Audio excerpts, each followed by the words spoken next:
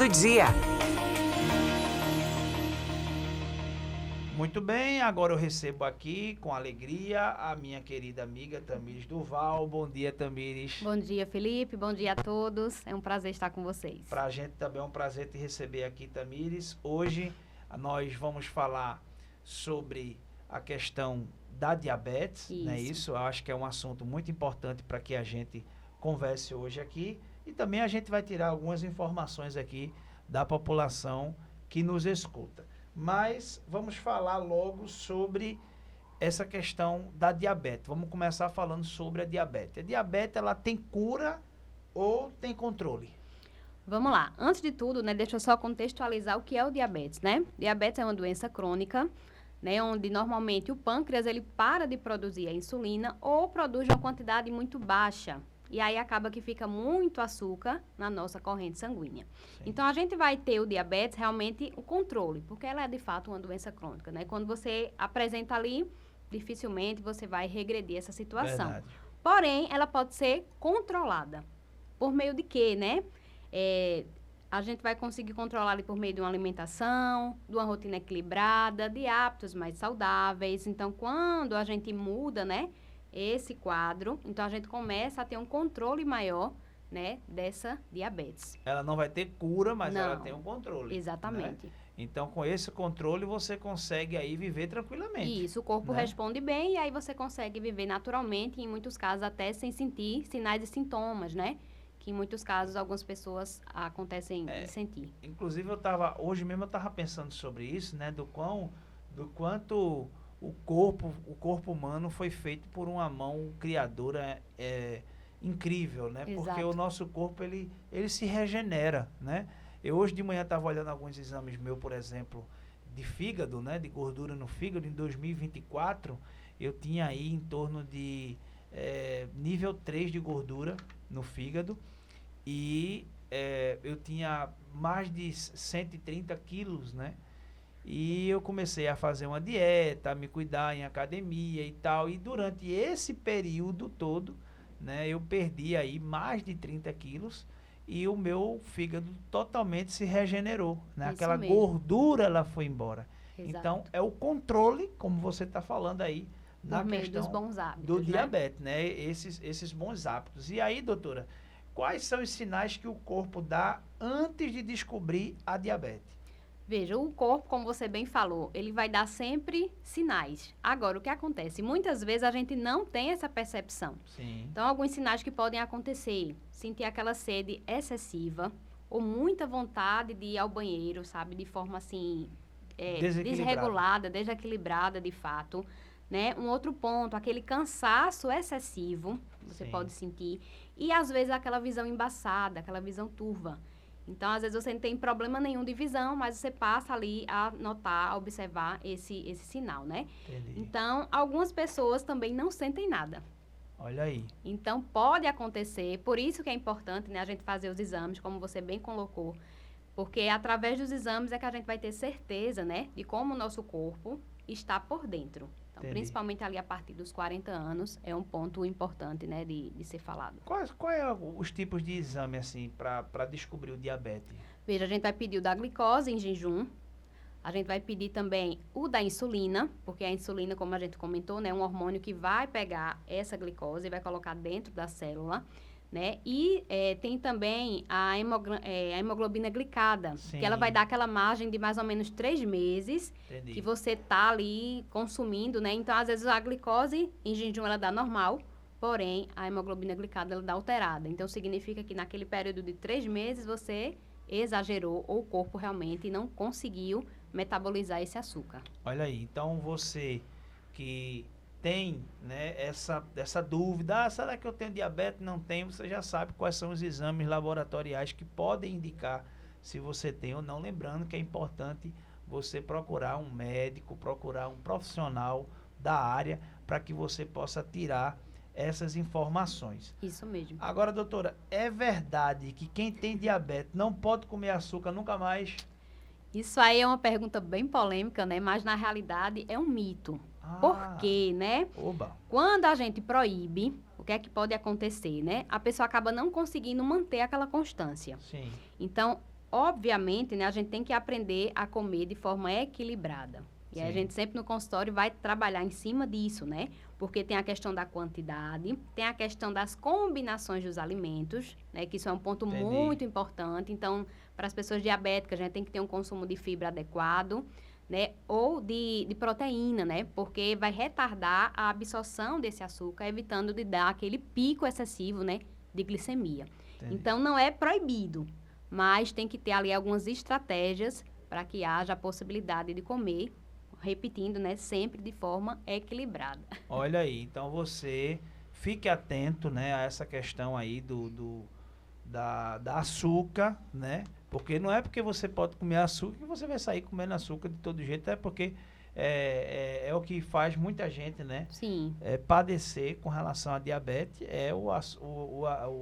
como é que fala? O consumo excessivo do açúcar. Até pessoas que não tem, né, diabetes, precisa também ter esse cuidado para evitar, né? Porque Exato. hoje a maioria das pessoas tem na genética algo muito forte, né? Que é essa predisposição do diabetes. Então, tem que ter cuidado. Então, se cuide, porque isso é importante. Agora, doutora, por que tantas pessoas têm dificuldade de controlar a glicose mesmo usando a medicação? E aí a gente volta ao ponto anterior, a questão do comportamento, dos hábitos, do estilo de vida. O remédio, ele não vai fazer milagre, né? Então, obviamente, ele vai ajudar, mas o paciente, ele tem que fazer a parte dele.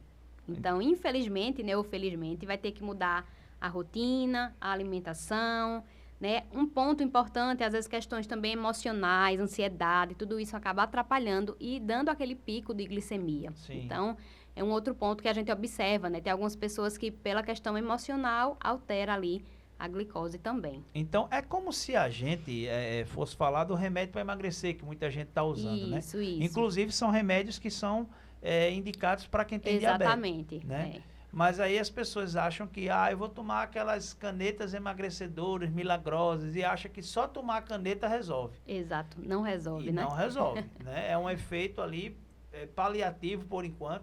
Se você não muda a sua rotina, se você não muda o seu estilo de vida, você vai passar por aquele efeito sanfona novamente. E eu acho, doutora, que a gente vai chegar num período, eu estava até conversando isso com Cíntia essa semana, que antigamente, né, os ricos andavam com os dentes, né, entramelados, né, os dentes, e aquilo era sinal de riqueza, você ter os dentes podres, basicamente. E era porque as pessoas tinham acesso ao açúcar, né, comiam ali, e aquilo ali antigamente era um modismo.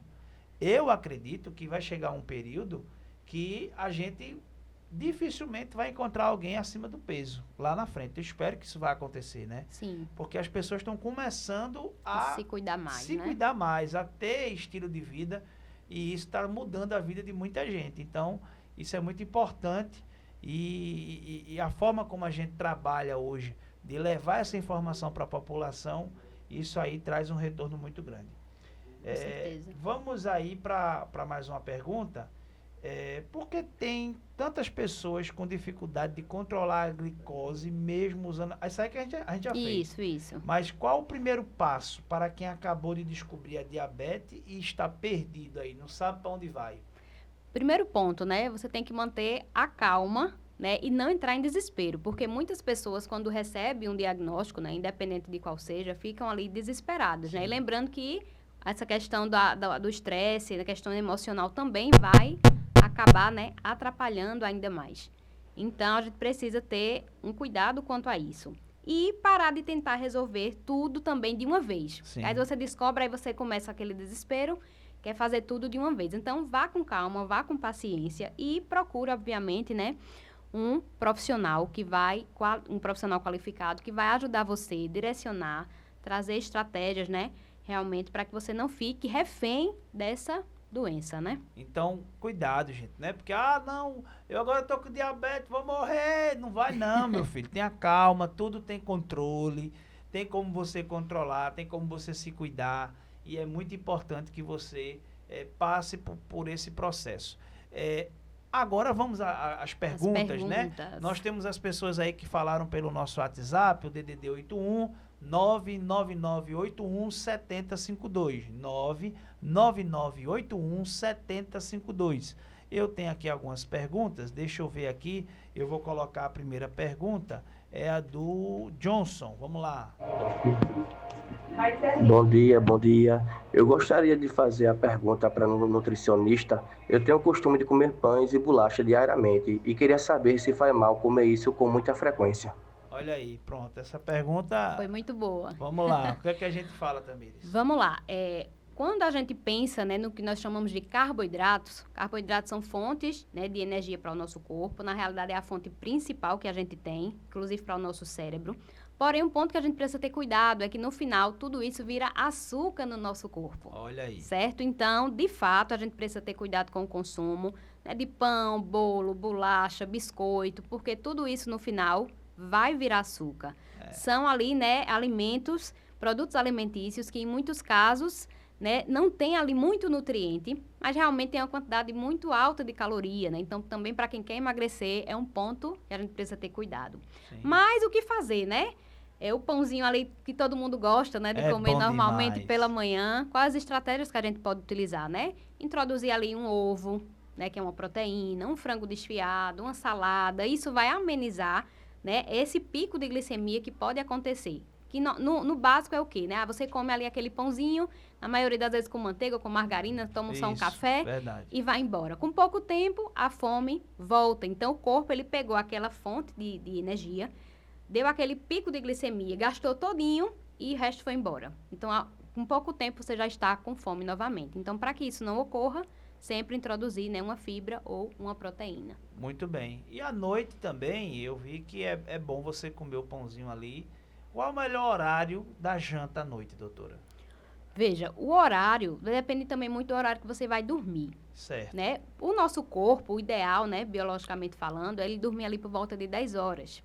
Então, o horário para comer, no máximo ali 7 horas da noite, é o mais indicado, né? Se você puder fazer a sua última refeição mais cedo, melhor ainda. Melhor ainda. Eu fiz um teste de janta até 6 horas da tarde. Sim. E aí eu só comia às 5 horas da manhã, 6 horas da manhã, que é quando eu acordo para ir para a academia.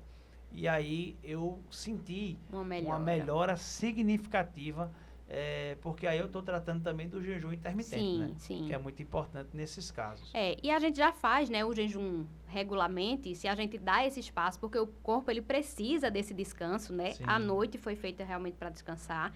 E quando a gente come muito tarde, o corpo, ele não para, ele continua trabalhando. Então, no outro dia, você acorda cansado, porque ele não conseguiu fazer aquele reparo. Que normalmente, se você tivesse com o estômago mais vazio, ele teria, né, a possibilidade de fazer. Perfeito, perfeito. Vamos à próxima pergunta aqui da Laura. O que é que a Laura quer saber da nossa nutricionista, doutora Tamires? Bom dia, Felipe. Aqui é Laura do Livramento. Oi, Laura, bom dia. Estou aqui sincronizada na 107.5, na Rádio Mais Vida, Vitória. Obrigada, amiga. Gostaria de perguntar à doutora Tamires como devo organizar minha alimentação para controlar a glicemia. Olha aí, vamos lá. Vamos dar essa pergunta. Foi bom que foi dentro do nosso assunto, sim, né? Sim. Vamos dar aqui algumas dicas, né? Algumas até eu já comentei. Mas é sempre importante, né, a gente ter horários fixos para as refeições. Quando as pessoas têm diabetes, é sempre importante, né, não demorar muito também a comer. Porque o que pode acontecer? A hipoglicemia, ou seja, o açúcar baixa demais na sua corrente sanguínea e você também passa mal. Entendi. Então, ponto importante, né? Não comer também toda hora, porque vai atrapalhar, Entendi. Mas também não dá muito espaço, né, para essa refeição acontecer. Para que o corpo ali sempre tenha uma quantidade, né, de açúcar para ele poder se manter na funcionalidade normal. Então, esse é um ponto importante, ter horários ali para suas refeições. Um outro ponto, né, que a gente já falou, é sempre, né, que você for consumir um carboidrato, como a gente já citou, o pão, o bolo, o biscoito, a bolacha, né, o macarrão, o arroz, enfim, que são carboidratos que a gente chama de carboidratos simples, né? É sempre introduzir uma fibra ou uma proteína. Lembrando que também as frutas, né, ela também vai conter açúcar. Então, se você puder introduzir ali uma chia, uma linhaça, uma aveia, vai ajudar bastante a reduzir, né, esse pico também glicêmico. Então, está respondida a pergunta. Doutora, nós temos 1 minuto para encerrar o programa. Sim. E aí eu quero aproveitar ali, agradecer aqui. Eu quem agradeço. E pedir que, nesse 1 minuto aí, a senhora deixe suas suas palavras finais e também deixe o seu contato aí para quem quiser mais informação, para quem quiser conhecer mais o seu trabalho. Ok, então quero agradecer o convite, né? É um prazer sempre estar participando, né, de momentos como esse. E o meu contato, né? Você consegue falar comigo aí através do Instagram, @nutri.tamiresduval, ou através do WhatsApp, né? 819-9503-4322, né? Será um prazer atender aí quem está precisando de ajuda. Tamires Duval no Instagram, como é que se escreve lá? É com TH? É THMYRIS. É um nome bem enfeitado. Porque aí você, né? Para você não errar, viu? É Tamires Duval e o WhatsApp? 819-9503-4322. Pronto, tá aí os dados da doutora. Você que quiser mais alguma informação ou quiser ser atendido por ela, entre em contato e ela vai estar lá à sua disposição para te atender.